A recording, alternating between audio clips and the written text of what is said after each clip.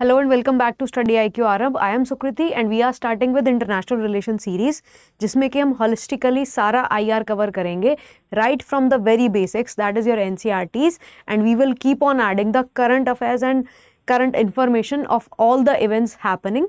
Let's begin. So first of all, what is international relations? International relations का मतलब होता है the relation of one country with the rest of the world. Whenever there is a war in Europe, the fuel prices go up in India.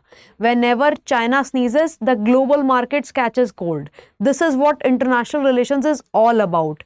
No country functions in isolation. कोई भी event होता है globally, वो पूरे world को almost हर country को impact करता है. Be it your economic changes, political changes या climate change या कुछ भी ऐसा होता है, तो वो globally it impacts every nook and corner of the world. So let's begin with what international relations is all about.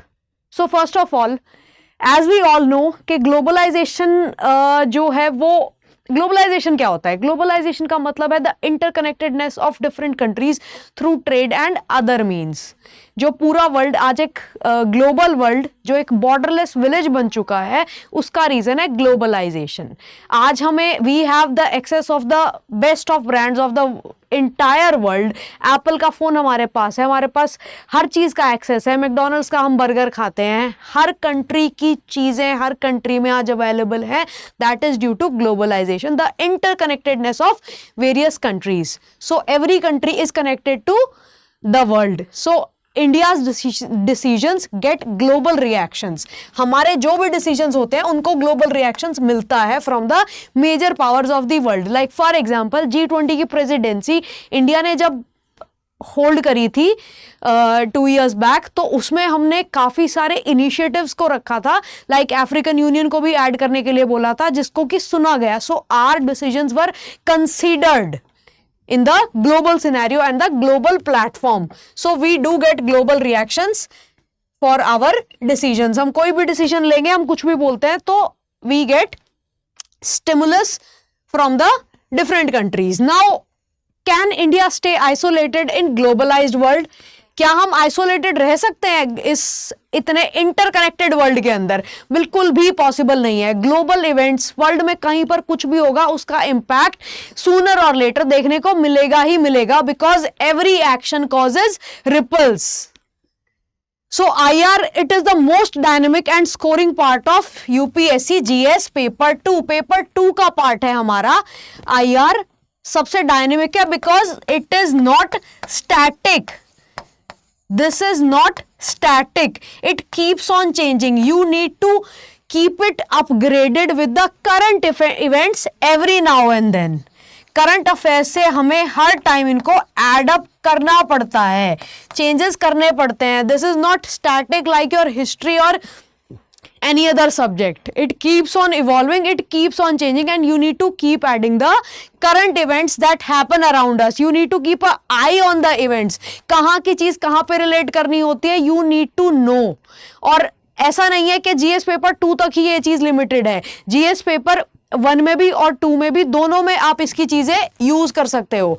Like GS paper 1 में हमारा जो ग्लोबलाइजेशन का पार्ट आता है, वहाँ पर भी IR के कुछ कुछ पार्ट्स आप ऐड कर सकते हो. So you don't need to limit yourself कि ये GS 2 में ही है तो यहीं पर यूज़ करना है मेरे को, इंटरनेशनल इवेंट्स को या ऑर्गेनाइजेशंस को या कंट्रीज़ के रिलेशन को. नहीं, you can connect various things and then use it wherever you can, right? And this is what we will be covering in this series as well. Then why IR matters for UPSC? First of all, major part of GS2, जिसमें कि हमारे neighborhood के साथ relation आते हैं, India's relation with its neighborhood. Then there are global institutions like your UN, your WTO, जो पूरे world को इम्पैक्ट करते हैं, in which majority of the countries are a member including India. They are world platforms जहाँ पे कि debates होती हैं, डिस्कशंस होते हैं, डिसीजंस लिए जाते हैं globally. Then there are bilateral and multilateral ties, like we have bilateral ties economically, politically, culturally कुछ कंट्रीज के साथ हमारी बायलैटरल टाइज है और कुछ कंट्री के साथ हम मल्टीलैटरली कनेक्टेड है। मल्टीलैटरल का मतलब है जहां पर बहुत सारी कंट्रीज जुड़ी हुई है एक प्लेटफॉर्म पे, और बायलैटरल का मतलब है जहां पे सिर्फ दो कंट्रीज आपस में पैक्ट करती हैं इकोनॉमिकली या पॉलिटिकली साथ में आने का। Then GS paper 1, like I told you कि जीएस पेपर 1 के अंदर जो ग्लोबलाइजेशन है, you can connect this with your GS 2 का आईआर वाला पार्ट। देन एसए के अंदर भी globalisation has a huge role to play.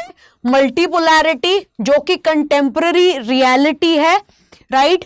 Then regionalism is a major part of GS1। तो रीजनलिज्म में भी हम कुछ कुछ चीजें आईआर की ऐड कर सकते हैं GS1 के अंदर and also in the essay part. Then interviewer might ask you questions related to IR, very much important for interview part, like India's place in the world, contemporary events जो हो रहे हैं उनके बारे में पूछना, कोई इवेंट है या क्लाइमेट चेंज है उसके बारे में इंडिया का स्टैंड क्या है। तो ये सारी चीजें they are important for us to understand के आईआर एक काफी इंपॉर्टेंट, एक वाइटल रोल प्ले करता है इंटायर यूपीएससी प्रिपरेशन के अंदर। It has a major role to play. Then polity के अंदर, पॉलिटी का मतलब क्या होता है, हाउ इंडिया गवर्न्स इटसेल्फ, हमारे कंट्री के अंदर का जो इंटरनल जो हमारा गवर्नेंस सिस्टम है वो कैसा है। This is dealt by polity वाला part.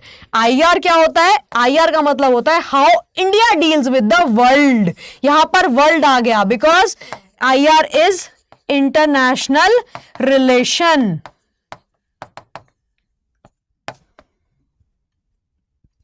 So this is IR all about. Then core themes of IR. India's neighbourhood first, हमारी नेबरहुड फर्स्ट पॉलिसी जो है कि हम हमारे नेबरहुड को प्रायोरिटी देंगे, जो हमारी नेबरिंग कंट्रीज हैं हम उनको प्रायोरिटी देंगे।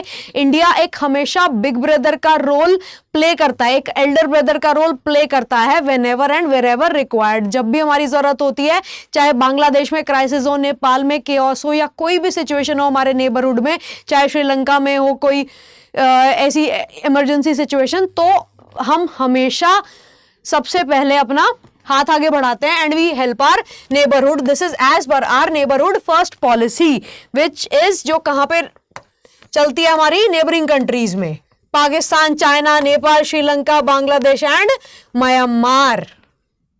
Then major powers and India. India is a major power due to its geopolitical and geographical situation. कहां पे इंडिया सिचुएटेड है, साउथ एशिया के अंदर, तो इंडिया की पोजीशन बहुत ही इंपॉर्टेंट है।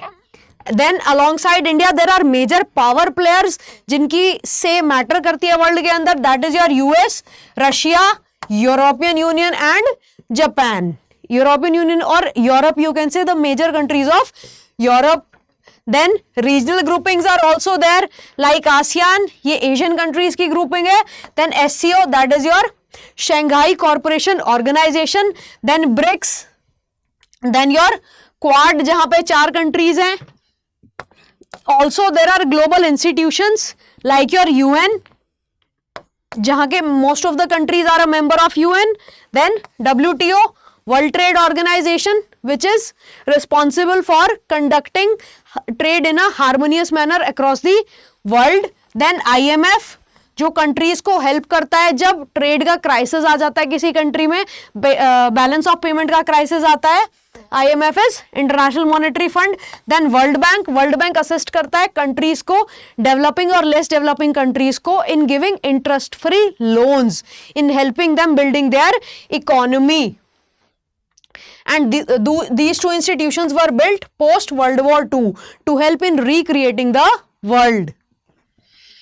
Then what are the contemporary challenges? आज के प्रेजेंट डे के चैलेंजेस क्या देखते हो आप? What are the major challenges that you see world level पे, ग्लोबल लेवल पे क्या मेजर चैलेंजेस हैं जो एक प्रॉब्लम है पूरे वर्ल्ड के लिए ही all together? First is your terrorism. Yes, terrorism is a global problem, global issue, global challenge. Then climate change. Every country is sooner or later impacted by climate change. Island countries are more impacted. जल्दी impact होता है island countries पे. जो बड़ी countries होती हैं उन पर रिलेटिवली लेटर ऑन इम्पैक्ट होता है, लेकिन असर सब पर आता है. So climate change is a global challenge. Then trade wars जो चलती रहती हैं, every country is concerned with trade wars के कहीं पे डिमांड और सप्लाई का मिसमैच ना हो जाए. देन मल्टीपोलैरिटी, जो प्रेजेंट डे वर्ल्ड है that is going towards more of multipolarity. So currently the world is a multipolar world rather than bipolar or unipolar. Then cold war world. cold war क्या होता है? what do you mean by cold war? cold war का मतलब होता है world war second के time पे Russia और यूएस का आइडियोलॉजिकल डिफरेंसेस की वजह से वर्ल्ड जो है वो दो ग्रुप्स में डिवाइड हो गया था, और कोल्ड वॉर का पीरियड चलता है 1945-46 से लेके 1991 तक until the disintegration of USSR. So that is your cold war period majorly between 1945 to 1991, between wherein there was an ideological difference between the major countries of the world. जब world बायपोलरली divide हो गया था तो उस time पर जो दो ideological difference आए थे उसने वर्ल्ड को दो ग्रुप्स में डिवाइड कर दिया था. One was the communist and socialist group, that was your Soviet Union का, and second was the capitalist group, that was US. So this was US versus Soviet और यूएसएसआर. उसके बाद क्या हुआ? When USSR got disintegrated in 1991 में क्या हुआ? Soviet union टूट गया था, जो कंट्रीज उसके मेंबर्स थे वो अलग हो गए थे, तो पावर ब्लॉक जो है वो एक हाथ में शिफ्ट हो गया था, दैट वाज द यूएस. तो उस टाइम पे यूनिपोलर वर्ल्ड बन गया पोस्ट कोल्ड वॉर. देन अगर हम आज की बात करें present day, so there is multipolarity today. किसी भी एक कंट्री या दो मेजर कंट्रीज के हाथ में पावर नहीं है. मल्टीपोलैरिटी का मतलब है जहां पे पावर सेंटर्स छोटे छोटे डिवाइड हो जाते हैं. Like India is also an emerging power, China is also an emerging power, Japan is also an emerging power. USSR और यूएस तो है ही, यूएसएसआर से आई मीन रशिया, वो तो है ही कभी से ही power, but there are certain countries which are emerging as global powers. So that is why the global power center can be refer to as a multipolar world. After that what is the role of regional organisations? Regional organisations जैसे कि Europe का regional organisation है European Union. Then ASEAN, ASEAN है Asia का. Then SCO, SCO is Shanghai Cooperation Organization. Then what is the challenge of India? हमारा challenge क्या है? Balancing strategic autonomy with partnership. Strategic autonomy का मतलब क्या है कि हम अपनी sovereignty, अपनी autonomy, अपनी independence को maintain करते हुए दूसरे countries के साथ कैसे अपने relations को manage करते हैं. That is how we need to manage our strategic autonomy and at the same time manage the relationships with other countries. For example, India buying oil from Russia despite US pressure, because we have our own decisions. We are a sovereign country. No other country can command us to do whatever we are supposed to do. No, we are very much sovereign, independent and autonomous to take our decisions in our self-interest rather than what others will dictate. No, कोई हमें dictate नहीं कर सकता, be it any emerging power. We can consider, however, the decision will be autonomously taken by our diplomats, our country. Then post Cold War shifts. Cold War के बाद, Cold War कब and हुई थी? 1991 में with the disintegration of USSR. तो regional groupings आने लगी थी उसके बाद. लाइक यूरोप ने अपना यूरोपियन यूनियन बना लिया था. देन आसियान ग्रुपिंग आई थी.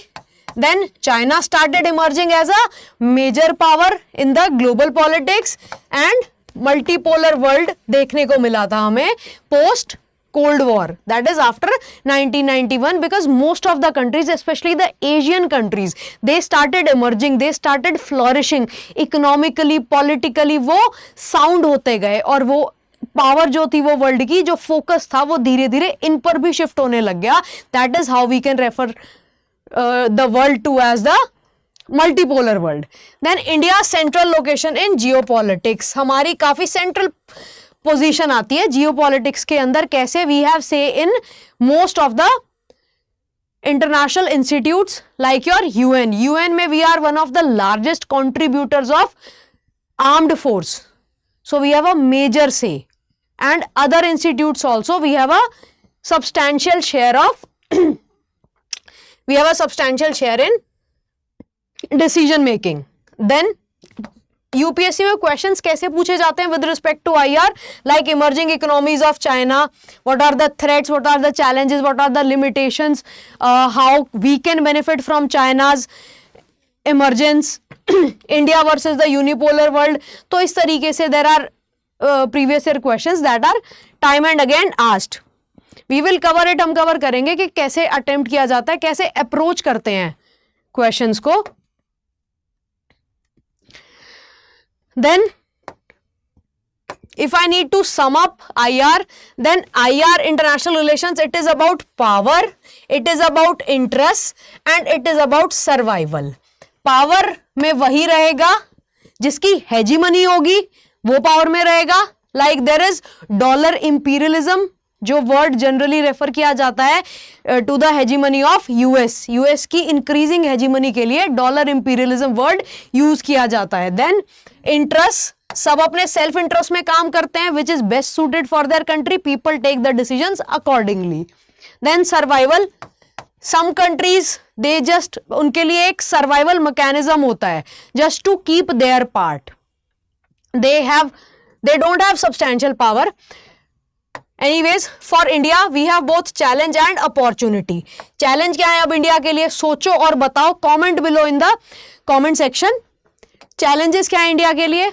जो ग्लोबल चैलेंजेस है वो तो इंडिया के चैलेंजेस हैं ही, लाइक टेररिज्म है, ट्रेड वॉर्स है, आपका क्लाइमेट चेंज है, ये तो चैलेंजेस हैं ही. ऑल्सो इंटरनल चैलेंजेस भी हैं, like are not so good relations with China, with Pakistan, these challenges. Then non-state actors, then drug trafficking, human trafficking, then black marketing, ये सारे challenges. Then अपॉर्चुनिटी क्या है इंडिया के अंदर? हमारा सर्विस सेक्टर इतना ग्रो कर रहा है, हम अपनी ट्रेड को इनहेंस कर सकते हैं. So that is a opportunity for India. We as future administrators we must use global plus Indian lens. Global और इंडियन लेंस दोनों को ध्यान में रखते हुए हमें आंसर करना है, right? Then the most important thing, the most practical part of IR is there are no permanent friends or enemies, there are only permanent interests. कोई परमानेंट दोस्त या दुश्मन नहीं होता. It is subject to time and interest. आज जो दुश्मन है कल वो दोस्त हो सकता है, कोई बड़ी बात नहीं है, because it is always about the countries own interest. If you like the channel, please like, subscribe and share for international relations and stay consistent.